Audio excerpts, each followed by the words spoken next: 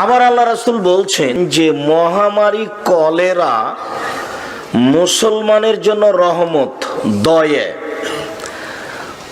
কাজেই করোনা ভাইরাসকে আমরা মহামারী বলতে পারি না। যদিও করোনা ভাইরাসকে আমি আব্দুর রাজ্জাক বিন ইউসুফ কোনোদিন 5 পয়সা সরিষা সমপরিমাণ দাম দিইনি। আমি বক্তব্যে বলেছি যে কারো করোনা ভাইরাস হয়েছে, আমি তার সাথে বসে খেতে প্রস্তুত আছি। কেউ করোনা ভাইরাসে মারা গেছে, আমি তার গোসল দেওয়াতে প্রস্তুত আছি, আমাকে মাস্ক পরা লাগবে না। যদি করোনা ভাইরাসে মারা যাব, এটা যদি পৃথিবী সৃষ্টির 50,000 বছর পূর্বে আমার ভাগ্যে লিখা থাকে, তাহলে করোনা আমাকে ধরবেই। যদি আমি পাথরের মধ্যে লুকিয়ে থাকি, আর যদি সেই দিন লিখা না থাকে, আমি যার করোনা হয়েছে তার গায়ের সার উপরে যদি পড়ে গড়াগড়ি পারি, তবু আমাকে করোনা ধরতে পারে না। আমি ইসলামকে এইভাবে বিশ্বাস করি, আমি ভাগ্যকে এইভাবে বিশ্বাস করি, আমি তাকদীরকে এইভাবে বিশ্বাস করি। এর আমি সরিষা সমপরিমাণ দাম দিনে। মাস্ক করে সালাত আদায় করা তো বহু দূরের কথা, ওটা তো আমি স্বপ্নেও দেখতে পারি না। এইরকম জিনিস আমি স্বপ্নে দেখবো, এটা আমার বিশ্বাস হয় না যে মাস্ক করে সালাত আদায় করতে হবে করোনা ঠেকানোর জন্য। রাসূল সাল্লাল্লাহু আলাইহি সাল্লাম টাকনুর নিচে কাপড় পরে সালাত আদায় করতে নিষেধ করেছেন, আর মুখ ঢেকে সালাত আদায় করতে নিষেধ করেছেন। আর আমি মসজিদে সালাত আদায় করব মুখ ঢেকে, আর দোকানে জিনিস কিনবো লাইন লাগিয়ে, আর ব্যাংকে টাকা নিব লাইন লাগিয়ে, আর মসজিদে এসে 3 ফুট দূরে দাঁড়াবো? আমি বক্তব্যে বলেছি 3 ফুট দূরে দাঁড়ানোর বৈধতা হওয়ার জন্য মুহাম্মদ সাল্লাল্লাহু আলাইহি সাল্লামকে আবার পৃথিবীতে আসতে হবে। মুহাম্মদ সাল্লাল্লাহু আলাইহি সাল্লামকে আবার পৃথিবীতে এসে বলতে হবে, পৃথিবীবাসী, জরুরি দুর্ঘটনার কারণে, মহামারীর মতো কোনো জরুরি দুর্ঘটনার কারণে 3 ফুট পর পর দাঁড়ানো যায়। যেহেতু মুহাম্মদ সাল্লাল্লাহু আলাইহি সাল্লাম কিয়ামত পর্যন্ত আর কোনোদিন আসবেন না, কাজে তার এই সিদ্ধান্ত আর কোনোদিন পরিবর্তন হবে না। কথাটাই শিরক, কথাটাই কুফরি, মনে রাখবেন ভালো হবে। আবার জাবরিয়ারা বলবে যে আল্লাহ পাক ঠেইলা আমাকে আনছে, আল্লাহ যা করায় তাই আমি করি, তাই না? ছায়াবাজি পুতুল রূপে বানাইয়া মানুষ যেমনি নাচাও তেমনি নাচে, পুতুলের কি দোষ? তুমি হাকিম হইয়া হুকুম করো, ওঝা হইয়া ঝাড়ো, তারপরে কি হাকিম হইয়া হুকুম করো, হ্যাঁ, পুলিশ হইয়া ধরো, সর্প হইয়া দংশন করো, ওঝা হইয়া ঝাড়ো, তাই না? এই যে দুনিয়া কিসেরও লাগিয়া এত যত্নে করাই আছে কি? এই যে এখন আপনাদের করোনা চলছে রোগ, তাই না? মাস্ক আমার পকেটের মধ্যে আছে। আচ্ছা, এখন ডাক্তার সাহেবরা গবেষণা করে দেখেছেন রোগটা ছোঁয়াচে, একজন তো একজনের যেতে পারে।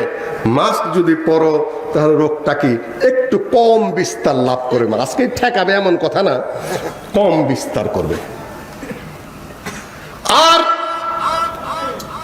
যদি বলি যে এই মাস্ক পরলেই আমার কোনো রোগ হবে না, সব ঠেকা যাবে, এটা কার কথা? এটা কদরেয়াদের কথা, মুতাজিলাদের কথা। আর যদি বলে ডাক্তারের কথা মানি না, গবেষণা বুঝি না, বেটা কিসের মাস্টার, তকদিরে যা সালা ঠেলা তাই করাবে, এটা কি? এটা জাবারিয়া। আহলে সুন্নাহ ওয়াল জামাতের কথা কি? ডাক্তাররা গবেষণা করে দেখেছেন, তারা আমাদের চেয়ে দেহ প্রসঙ্গে বহু গুণে তারা পণ্ডিত। সরকার একটা সিদ্ধান্ত নিয়েছেন জনকল্যাণমূলক, আমি একজন নাগরিক হিসাবে, অজ্ঞ হিসাবে, মানে ডাক্তারি শাস্ত্রের অজ্ঞ হিসাবে আমি এটা কি মানতে পারি, তাই না? আবার যদি মনে করি না এইটাই আমার রোগ, ভাই সব ঠেকাইয়া দেবে, করোনার বিরুদ্ধে মহাযুদ্ধে আমরা জয়লাভ করেছি, 71 সালে যুদ্ধে জয়লাভ করেছিলাম, এবার করোনার বিরুদ্ধে আমরা জয়লাভ করে যাব, এই মাস্ক নাকের মধ্যে পড়ে যাবে। এত নেতা নেতা আস্তে একটা আবাল। আহলে সুন্নাহ ওয়াল জামাত কি বলবে? বলবে যে একটা যেটা এটা ডাক্তারি বিধিবিধান, তুমি এটাও করো, আমার মনে করে না এইটাই তোমার বাঁচায় দিবে। এটা তাকদিরেও বিশ্বাস করি, আবার তাকদিরেও কি তদবিরেও বিশ্বাস করি। আমরা কাদেরিয়া পন্থী ওই দলেও নাই, আমরা জবরিয়া পন্থী ওই দলেও নাই। আমরা কোন দল?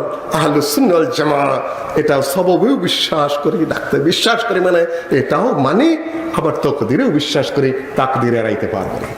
এখন হাদিসের ব্যাখ্যা কিভাবে বলবেন? লা দুআ ওয়ালা তিয়ারাতা ওয়ালা হামা। রোগ একখান থেকে আরেকখানে ট্রান্সমিশন হয় না। আমি বললাম আপনি তো এই জবরেদের মতো অর্ধেক আয়াত তেলাওয়াত করলেন। ওই হাদিসের দ্বিতীয় পাঠ, ফাররা মিনাল মাজলুম কামা তাফাররা মিনাল আসাদ। এই মহামারী রোগ যখন হয় সেখান থেকে তুমি এমন ভাবে দূরে সরে যাবে যেরকম সিংহর ভয়ে মানুষ দৌড়ে পালায়। সহিহ বুখারীর হাদিস, সহিহ বুখারীর আরো হাদিস। যুদ্ধ চলছে সিরিয়া অঞ্চলে, ওমর রাদিয়াল্লাহু তাআলা যুদ্ধে শরীক হবেন। বর্ডারে এসে সেনাপতিরা বলল, এখানে তো প্লেগ ছড়িয়ে গেছে, মহামারী ছড়িয়ে গেছে, আপনি এখানে কি ঢুকবেন? 3 দফা বৈঠক করলেন ওমর রাদিয়াল্লাহু তাআলা আনহু, সিনিয়র সাহাবীদের নিয়ে, বদরি সাহাবীদের নিয়ে। সবাই পরামর্শ দিলেন, শেষ ফয়সালা এটাই হলো, না আমরা ঢুকবো না। আব্দুর রহমান বিন আউফ দূরে ছিলেন, তিনি ফিরে এসে বললেন, ইয়া খলিফাতুল মুসলিমিন, এই ব্যাপারে আমার একটা হাদিসই জানা আছে। কি হাদিস? যদি কোথাও মহামারী রোগ লাগে, প্লেগ রোগ একটা সাংঘাতিক সোয়াচে রোগ, যদি মহামারী হয় তোমরা সেখানে ঢুকবেও না, আর যাদের মধ্যে হয় তারা বের হয়ে আবার যেখানে সুস্থ মানুষ হয় সেখানে ঢুকবেও না। হাদিস সহিহ বুখারীতে। আবু উবাইদা ইবনুল জাররাহ সেনাপতি, তিনি একটু রাগান্বিত হয়ে একটু বিরক্ত হয়ে খলিফাতুল মুসলিমিনকে বললেন, আফিরারুম মিন কাদরিল্লাহ, তকদির থেকে ভেগে আপনি চলে যাবেন হে খলিফাতুল মুসলিমিন? তকদিরে যা আছে তা তো হবেই, আপনি ডুইকা পড়েন প্লেগের মধ্যে। ওমর রাদিয়াল্লাহু তাআলা বললেন যে নাফিরু মিন কাদরিল্লাহ ইলা কাদরিল্লাহ, আল্লাহ নির্ধারিত এক তকদির থেকে আরেক তকদিরের দিকে যাচ্ছে, আমি তকদির অস্বীকার করেছি নাকি? আমি সতর্কতা অবলম্বন করছি। এই মুহূর্তে আব্দুর রহমান বিন আউফ এসে বললেন যে হাদিসে রয়েছে, আল্লাহ নবী বলেছেন যেখানে মহামারীর ছোঁয়াচে রোগ হয় সেখানে তোমরা ঢুকবে না, আর যারা ওখানে আছে তারা বের হয়ে আসবে না। কাবা ঘর হোক আর কোনো কিছু হোক না কেন, কাবা ঘরে যদি এখন থেকে নিয়ে কিয়ামত পর্যন্ত আর কোনোদিন পাশাপাশি না দাঁড়াই, তবু ফাঁকা হয়ে দাঁড়ার প্রমাণ কিয়ামত পর্যন্ত হবে না। কেন? দলিল কাবা ঘর নয়, দলিল হচ্ছেন মুহাম্মদ সাল্লাল্লাহু আলাইহি সাল্লাম। অতএব আজ থেকে কিয়ামত পর্যন্ত আর যদি কোনোদিন মানুষ কাবা ঘরে পাশাপাশি না দাঁড়ায়, তবুও দাঁড়ানো লাগবে না, এইটা প্রমাণ হবে না। সারা পৃথিবীর হুজুর, সারা পৃথিবীর প্রত্যেকটা দেশের সরকার যদি ঘোষণা দেয় যে ফাঁকা দাঁড়াতে হবে, তবুও ফাঁকা দাঁড়ানো জায়েজ হবে না। কেন? মুহাম্মদ সাল্লাল্লাহু আলাইহি সাল্লাম এই অনুমতি দেন। আর তার 23 বছর জীবনে এমন কোনদিন এমন এক ওয়াক্ত সালাত আদায় করেননি যেই সালাত আদায়ের সময় তিনি মুসল্লির মুখামুখি হয়ে বলেননি, কাতার সোজা করুন, প্রাচীরের মতো হয়ে দাঁড়ান, ফাঁকা বন্ধ করুন। ওই যে আমি দেখছি 2 জনের ফাঁকা দিয়ে শয়তান প্রবেশ করছে ছাগলের বাচ্চার মতো।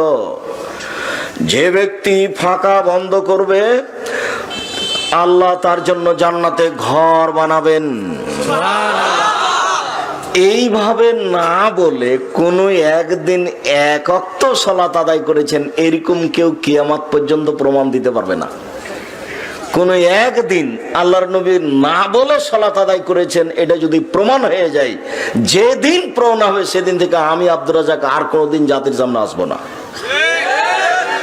সেদিন জাতির সামনে স্বীকৃতি দিব, আমি আব্দুর রাজ্জাক বিন ইউসুফ ধর্ম প্রচারের যোগ্য নই, অতএব আমি গেলাম। আসসালামু আলাইকুম।